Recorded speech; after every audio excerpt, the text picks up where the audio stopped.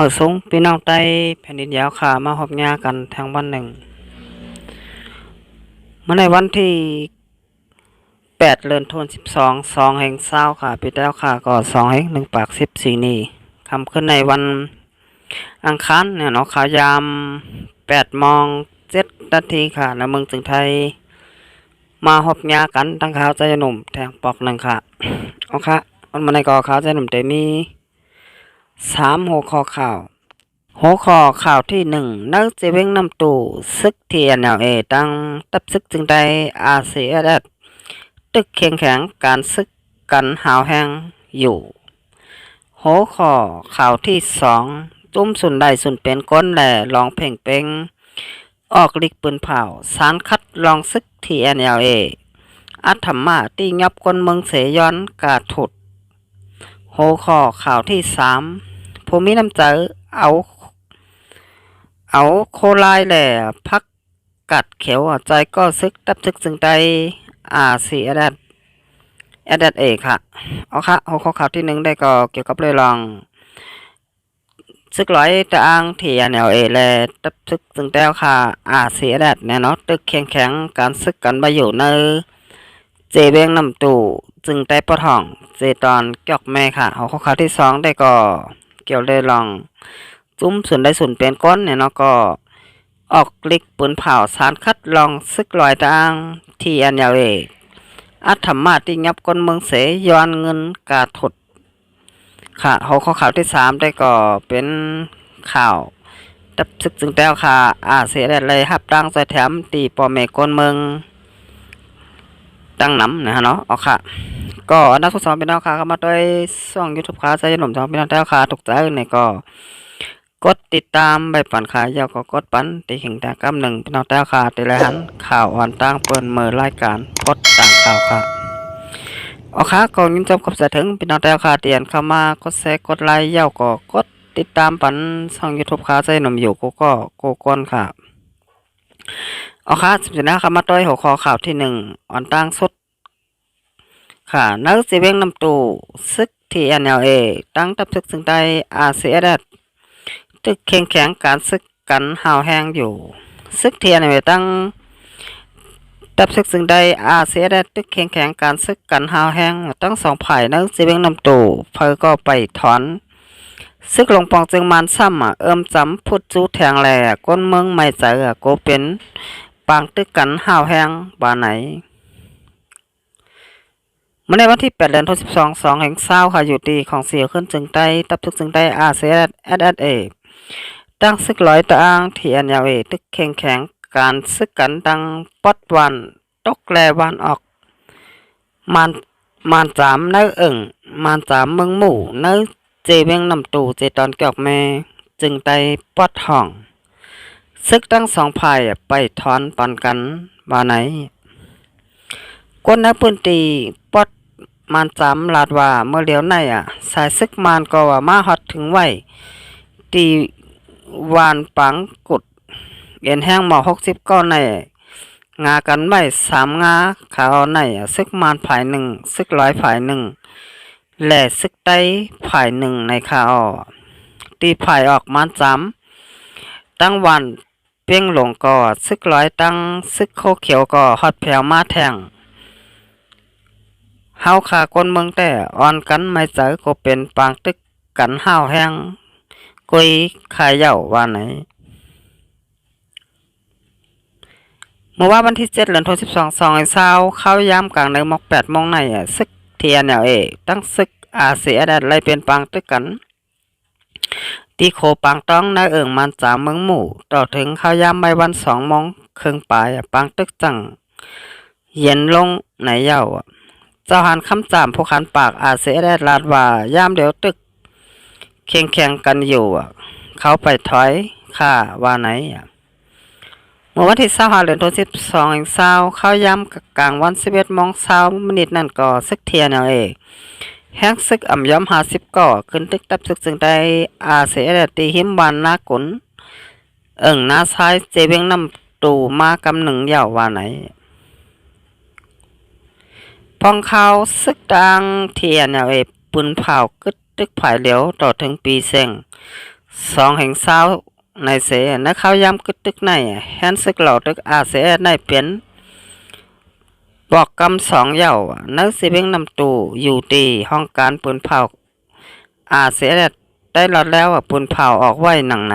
นักสิเบงนำตูในมีซุ้มยิบกองกลางหลายหมู่หลายจุ้มต้องหนึ่งอยู่ไว้เหมือนหนังซึกลงปองจึงมันซึกจางเทียนยาวซึก SSPP SSA บ้านไฮ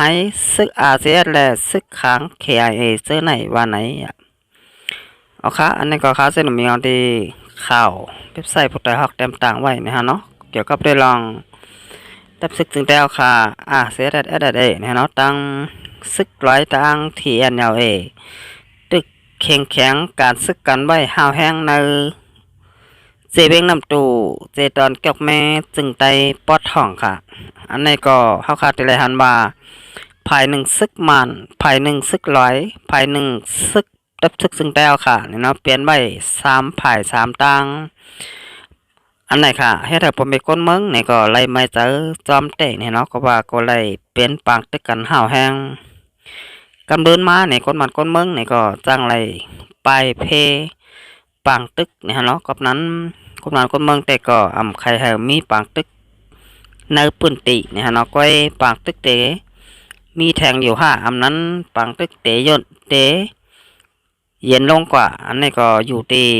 ซึกมานเจ้าก็อยู่ที่ซึกร้อยการน่านก้อยนี่นะก็ว่าเมื่อก่อนป่นมาหันต่อถึงยามเดียวนี่ทับซึกจึงได้เสียแล้วนั่นต้อนกว่าตึกกว่ายื้อเปิ้นอ่อนตังนะเนาะส่งมาเปิ้นนำมาตึกมาต่อมายื้อในตึนเตรียมเป็นปางตึกกันได้นะฮะเนาะเอาค่ะอันนี้ก็เขาได้ทำมาปางตึกปอกกำในก็ย้อนว่าซึกร้อยตังเทียนขึ้นมาปึ๊ดยื้ออ่อนตังเนี่ยเนาะอันนี้ก็2ลายเป็นปางตึกกันกว่าเมื่อวานในวันที่7เดือนธันวาคม2/20นะฮะเนาะเอาค่ะอันนี้ก็จะเป็นปางตึกกันกว่าปอกกำ1ยาวนะฮะเนาะเอาค่ะจะเป็นปางตึกทางอยู่ค่าอันนี้ก็มีพาคู่ไหลนะฮะเนาะเขาค่าอ่อนกันเปิด10โดยข่าวเงาเขาซ้อมกันนะฮะเนาะว่าลองตั้งปางตึกเตมีมาแทงอยู่ค่านั้นปางตึกเตเย็นลงกว่าเอาค่ะสิบเจ็ดนะเขามาด้วยหัวข้อข่าวที่2นะเนาะจุ้มส่วนในส่วนเป็นก้นแดลองเพ่งเป้งออกดิกปุ่นเผาสารคัดลองซึกที่ NLA อัตมาติงับก้นเมืองเสยย้อนกาถดบ้านไหนค่ะเมื่อวันที่7เดือนธันวาคม12/20เดือน12ลอง8คำปิดได้2/1ปัก14นี้จุ่มสุนใดส่วนเป็นก้นได้ลองเพ่งเป้งอันมีตีเตืองมันเตเลออกเด็กปุ่นเผาว่าลองอันซึกที่ NLA อัตมาเต็กเต็งตีงับก้นเมืองเสยป้อแหมย้อนเงินกาถดตั้งนำนั่นอยู่ตีสังฆาเจ้าแลป้อแม่ก้นเมืองเบียงเมืองกดสารคัดกว่าหาวแห้งในเย่าเนื้อลิกปุ่นเผาจุ้มสุนลายสุนเป็นก้นแหล่ลองเพ่งเป้งนั่นป้าไว้ว่าเมื่อวันที่4เดือนธันวาคม2/20เดือน12ลอง5คำปีใต้ก็2/1ปัก14นี้จุ้มยิบกองกลางจุ้ม1นุ่งโคก้นเฮินเสอาธรรมาติ๊กเต็งตียับเกี่ยววินอายุ65ปีเจ้าของร้านขายข้าวมุนจื่อเสียงลื้อหลังอันหนึ่งอันมีตีหิมกัดอ่องชั้นตาปอกชอลีไว้เนี่ยเราเวียงมึงกดกว่าเสถึงมาวันที่5เดือนธันวาคม2/20ภายซึกลอยตั้งที่ NLA รัดตีสึกข่าวว่าจมยิบกองกลางอันนุ่งโคก้นเฮินเสอัตธรรมาเต็กเต็งตียับเกี่ยววินก้นเมืองกดกว่านั่นเป็นห้อยมือเขาในเย่าเมื่อวันที่17เดือนธันวาคม11/20พ่นมานั่นก็ซึกที่ NLA นุ่งโคก้นเฮินเสเขาตียับขินมินเทเนี่ยเนาะถึงที่เนื้อเฮินมันนางอันอยู่สร้างกินเศร้าตีปอก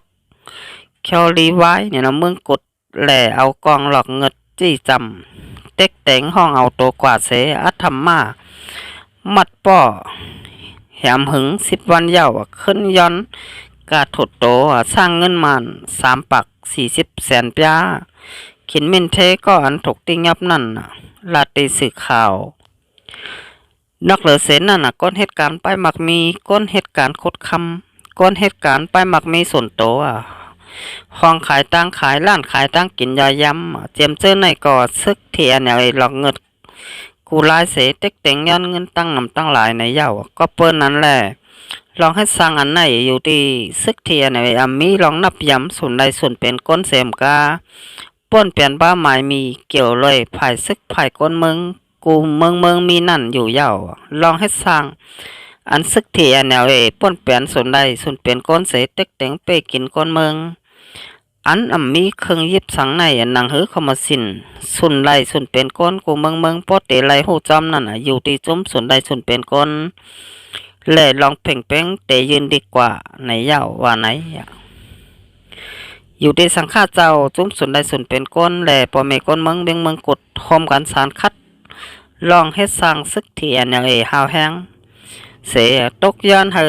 กึดยื้อลองอัดธรรมะเต็กเต่งย้อนเงินอีกก้นเมืองอันซึกเทียนตีงับไว้เจอนั่นก็เฮอขึ้นปล่อยปันใบในเย้าเอาค่ะอันนี้ก็เป็นจุ้มส่วนในส่วนเป็นก้นเนี่ยเนาะอยู่ที่ตึงมันเตเลเกาหลีบาได้เป็นสังฆาเจ้าและพ่อแม่ก้นเมืองเนี่ยตีอยู่ในเจเวียงเมืองกดเกาหลีค่ะอ่อนกันออกฤทธิ์ปืนเผาสารคัดล่องลาเฮ็ดและลาสร้างซึกเทียนยาเวเตียนติงับก้นเมืองกว่าเย้าขึ้น10ยันเงินแทงถึง3 ปากถึง40 ปากอันในผมจะว่า3 ปาก40 ปากในจะว่าเงินปียเนี่ยเนาะเป็นโหอันนี้มันค่ะโหปากแสนมันค่ะก็นั้นเฮาค่าได้เลยหันว่าไล่ให้สร้างซึกเทียนมันมาไหนเตไลว่าหันถึงหมายมีจึงเมืองเนี่ยเนาะกูเมืองเนี่ยก็เปิ้นเฮ็ดกันเนี่ยเนาะซุมพี่ฟังเจ้าคือกว่าที่งับคนบ้านคนเมืองที่มีกว้างมีดังเพชรสังเนี่ยเนาะอันนี้ก็เปิ้นเตไลห้องว่าจุ้มก่อการให้นี่ก็ว่าอะไรค่ะสำหรับเป็นจุ้มซึกเตียนลูกพื้นเนี่ยเนาะซึกเตียนตึกอวานเอาเมืองเนี่ยเปิ้นก็เฮ็ดกันเนี่ยเนาะอันนี้ก็เขาเข้ามาต่อยลายเฮ็ดและลายสร้างซึกหลายต่างเทียนวันมื้อไหนเตไลหันว่าเป็นเหมือนจุ้มซึกก่อการให้ก็ว่าอะไรค่ะกับนั้นอันนี้ก็บาบ้านใดเมืองแล้วนี่สังว่าเปิ้นไรฮู้ไรยินกว่านี่ก็เปิ้นก็เตะสารคัดกว่าเหมือนกันค่ะบาได้เป็นจึงเมืองไทยบาได้เป็นจึงเมืองกูเมืองนี่ฮะเนาะสังว่าเป็นจุ่มยิบกองกลางในเปิ้นเต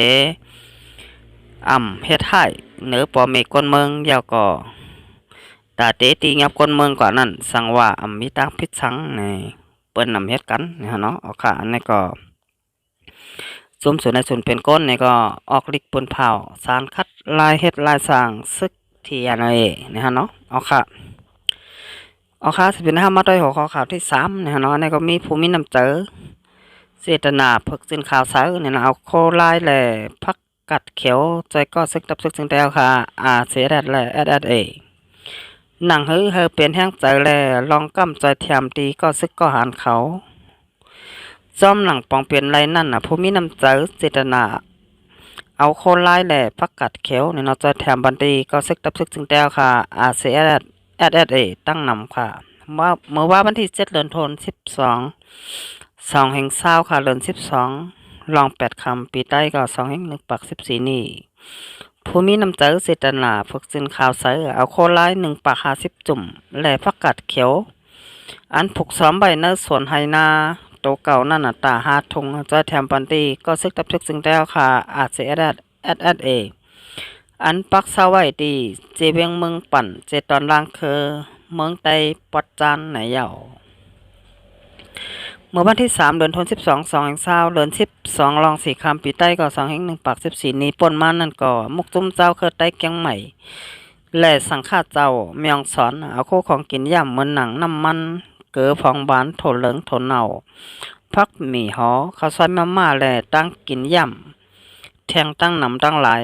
อันตกแมนสร้างเงินไทย150,000 บาทนั่นเสียใจแถมปันตีก็ซึกตับทุกสิ่งใด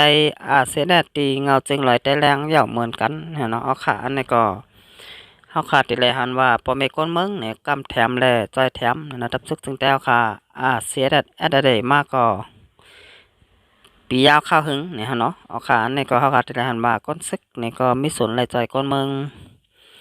คนเมืองนี่ก็มี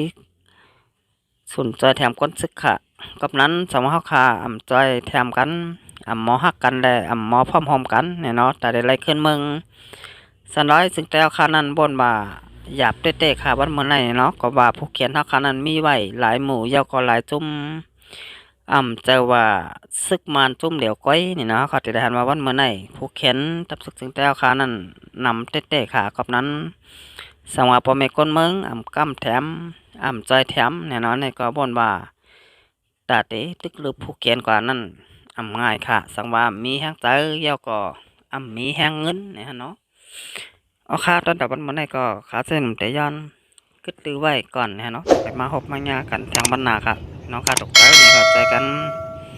กดแชร์กดไลค์แล้วก็กดปุ่นแพร่ปันค่ะแต่วันมื้อนี้ก็หมดสงเคราะห์